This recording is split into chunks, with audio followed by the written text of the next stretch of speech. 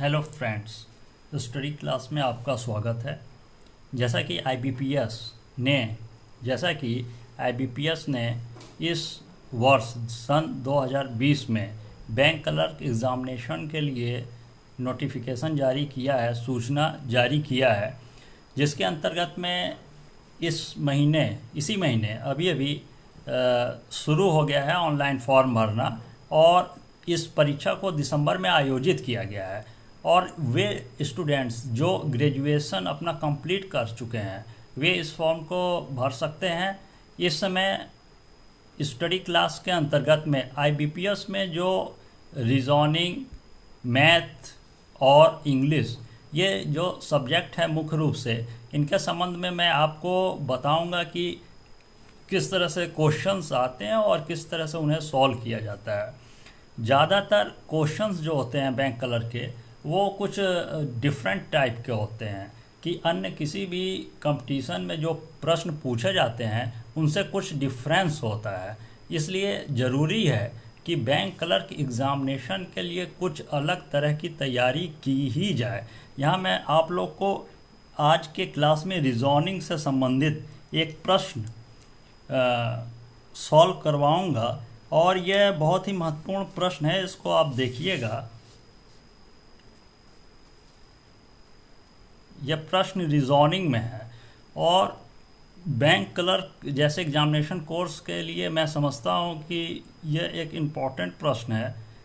प्रश्न को देखते हैं कि प्रश्न में लिखा हुआ है कि किसी खास भाषा में, ठीक है, यहाँ प्रश्न को ध्यान दीजिएगा कि पूछा क्या गया है। किसी खास भाषा में माउंट को 36925 और हाउस को 76984 के रूप में कोड किया जाता है, तो उसी भाषा में नोज कैसे कोड किया जाएगा।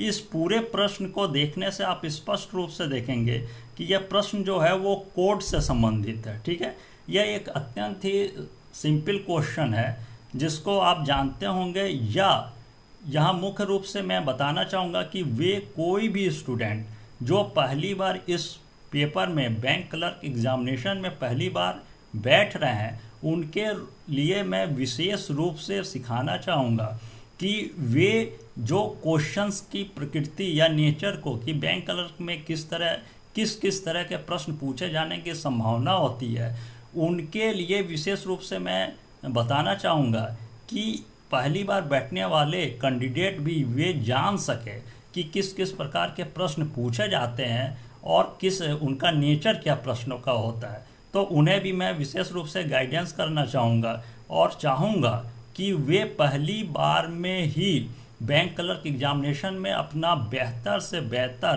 परफॉर्मेंस दे सकें और उनके नतीजे बेहतर से बेहतर आएँ। इसलिए जो स्टूडेंट्स पहली बार बैठ रहे हैं उन्हें भी, उनके दृष्टि से भी मैं पूरा स्टडी जो है उनके दृष्टि से भी मैं बिल्कुल शुरुआती दौर के हिसाब से ही करवाऊंगा कि उन्हें किसी तरह का कोई भी क्वेश्चन छूटने ना पाए। इसलिए हर प्रकार का उपयोगी जो प्रश्न होगा वो मैं सॉल्व करवाऊंगा ही, और प्रतिदिन रीजनिंग, मैथ और कोशिश करूंगा कि इंग्लिश सब्जेक्ट का भी कोई ना कोई एक या दो क्वेश्चंस लगवाऊं। ठीक है, और आपके अभ्यास के लिए भी बीच बीच में कुछ क्वेश्चंस दूंगा जिस पे आप प्रैक्टिस करके उसमें आपका अपना परफॉर्मेंस देख सकेंगे।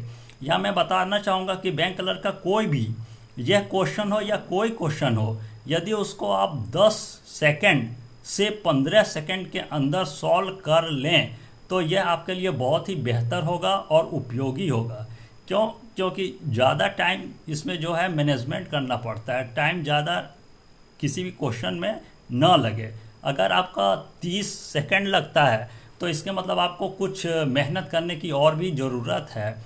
इसलिए यहाँ बस मैं कोई भी क्वेश्चंस होगा वो 5 मिनट, 10 मिनट या 15 मिनट में मैं समझाऊंगा ज़रूर, लेकिन मैं भी प्रत्येक क्वेश्चन को 10 सेकंड या 15 सेकंड में सॉल्व कर सकता हूँ आसानी से।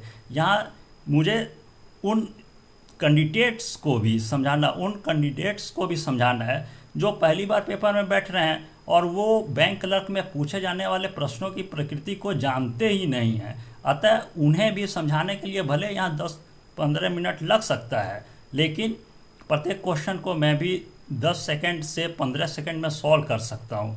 अतः यहाँ मैं आपको वो विधि बताऊँगा, वो रास्ता बताऊँगा कि आप कम से समय में ही प्रश्न को 100% सही कैसे सॉल्व करेंगे और आपको समय कैसे बचत हो, यह मेरा मुख्य उद्देश्य रहेगा। अतः क्वेश्चंस को शुरू करते हैं। यह प्रश्न मुख्य रूप से देखेंगे तो नीचे लिखा है कैसे कोड किया जाएगा, ठीक है ना। तो जाहिर है ये जो कोड है यह कोड पे आधारित प्रश्न है और यह बहुत ही सिंपल प्रश्न है और मैं कोशिश करूंगा कि हर प्रकार का कठिन से कठिन प्रश्न भी आपको यहाँ पर स्टडी क्लास में सॉल्व करवाऊं।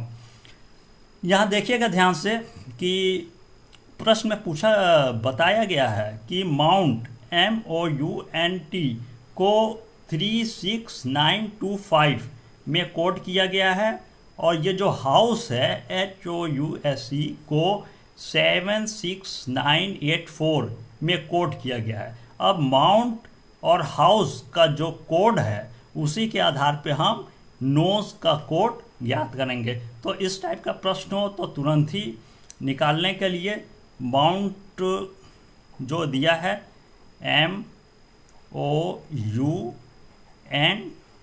ठीक है। अमाउंट का जो कोड है उसके नीचे सही हम लिख लेंगे कि उसका कोड दिया है 36925। 36925।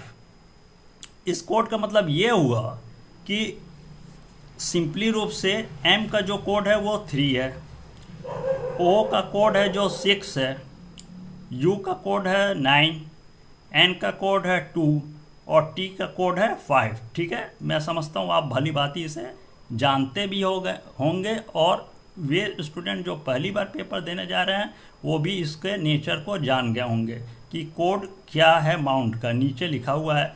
उसी तरह अगला कोड दिया गया है कि हाउस का ये कोड है, तो तुरंत उसके बगल में हम हाउस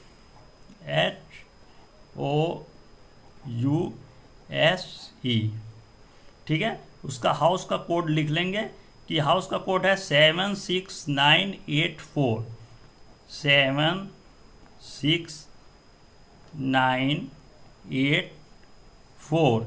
इसका मतलब ये है कि H का कोड जो है वो 7, O का कोड जो है वो 6, U का कोड है जो वो 9 और S का जो कोड है वो 8, E का कोड है जो वो 4 है।